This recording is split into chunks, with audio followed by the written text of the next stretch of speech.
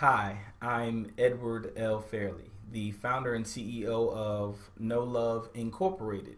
No Love Incorporated is a holistic relationship company that is for intellectuals who would prefer to experience love on purpose as opposed to happenstance. Intellectuals are those who would rather understand so that they can duplicate their experiences. And that's what No Love Inc. is about. It helps you understand and be aware of what love is, how it is, so that you're not just stumbling upon it. You are intentionally experiencing it.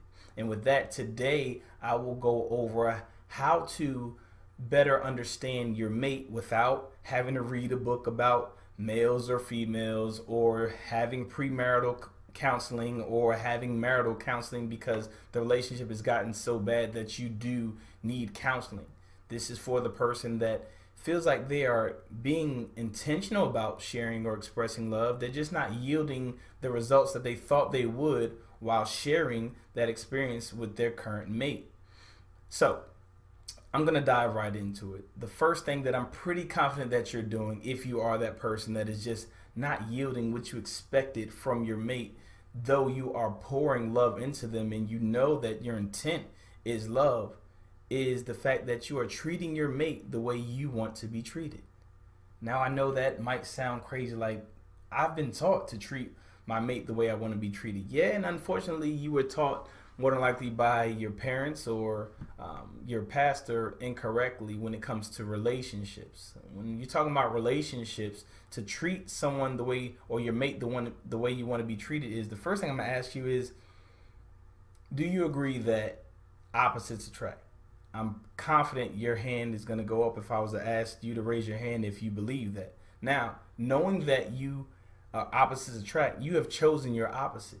So if you have chosen your opposite, why in the world would you treat your opposite the same as you? Let that sink in for a little bit. Why would you treat your opposite the same as you? This is probably one of the biggest problems that people have when it comes to relationship and just communication in general. Treating people that are potentially your opposite the same is going to give you the opposite result of what you're looking for. If your mate is your opposite, you should not treat them the same as you. You should find out how they want to be treated and treat them as such so that they can feel loved. So that's the first thing that you have to realize before I can assist you with helping you understand your mate. But know and understand that most people, because of what they're taught, treat people the way that they want to be treated. So the way to understand your mate is to pay attention to how they treat you. So how they treat you is the blueprint of how they prefer to be treated. So if you take notes on that, you understand how your mate wants to be treated. Treat them as such, even though it might not align with how you prefer to be treated, so that they will in turn feel loved. Then you share with them how you prefer to be treated so that they will not treat you the way that they want to be treated. Again, it's a habit. People typically, because of their life experiences and their life's conclusions, feel that the way that they love is the way that everyone wants to feel loved. The way that they're communicated to is the way that everybody wants to be communicated to. And that's just not true.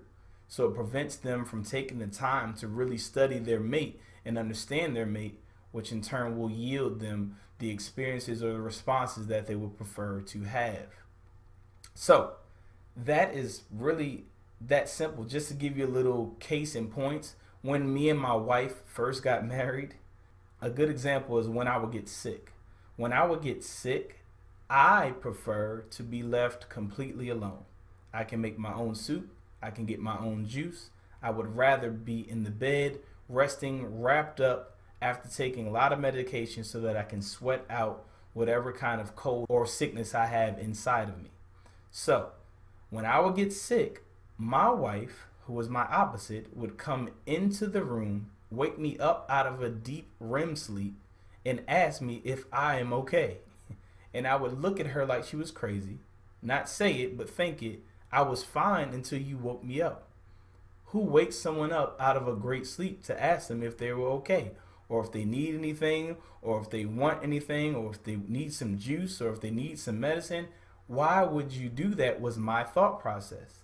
She would even tell the children to come into the room and check on me if she was not there, or if she was in the living room and she just didn't feel like going up the stairs. She would send the kids to go check on dad, ask him does he need anything, ask him does he want anything. And then when she would get sick, interestingly enough, before this concept was adopted by me, I would keep everyone away from the room. I would not go into the room. I would allow her to rest, thinking that that is the way that she needs to get well. She'll get better if we do not bother her. She can sweat out her cold. If she needs something, she'll let me know so that I can make her soup or get her some juice or anything like that. And guess what? My wife felt like I did not love her. I was disrespectful, and that the kids didn't love her even though I was the one that told them not to go into the room because I wanted her to get rest. I was treating my wife the way that I wanted to be treated. She was treating me the way that she wanted to be treated, which in turn caused so much conflict and misunderstanding amongst us in our interactions with each other, to where there was conflict and issues in our marriage. But once we realized that the worst thing we can do as opposites is treat each other the same, we then change our practices, change how we communicate with each other, which in turn yielded happiness and love amongst one another in a manner that we both received it because we were being treated the way that we wanted to be treated. So now the best thing to do is be a student. If your spouse just happens to send you a whole bunch of messages or something, or cards, that's actually what they want from you. If they're very cuddly, that's actually what they want from you. So you just have to be a student of that. Share that with them, even though it might not be something that you want. Share it with them so they can feel loved, and then teach them how to love you back.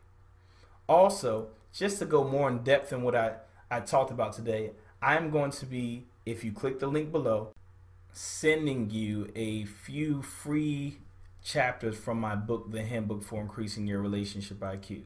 The first one will be the chapter called It's Not That They Don't Love You, Y'all Just Don't Love Alike, or You Just Don't Love Alike. That goes in depth with what we discussed on today.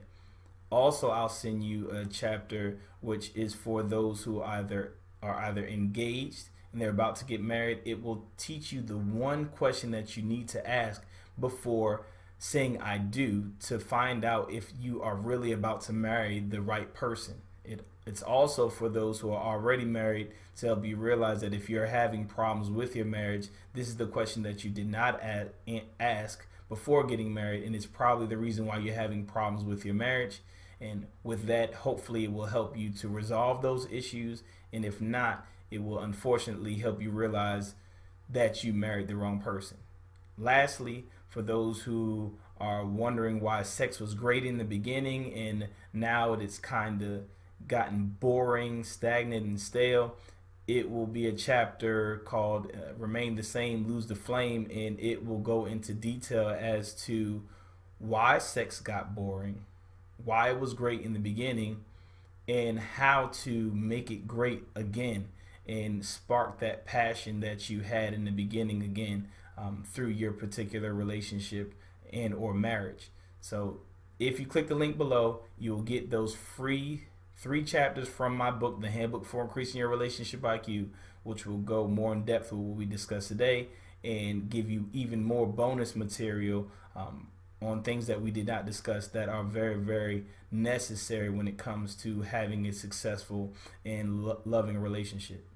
It has been an honor and a pleasure for me to share information with you today.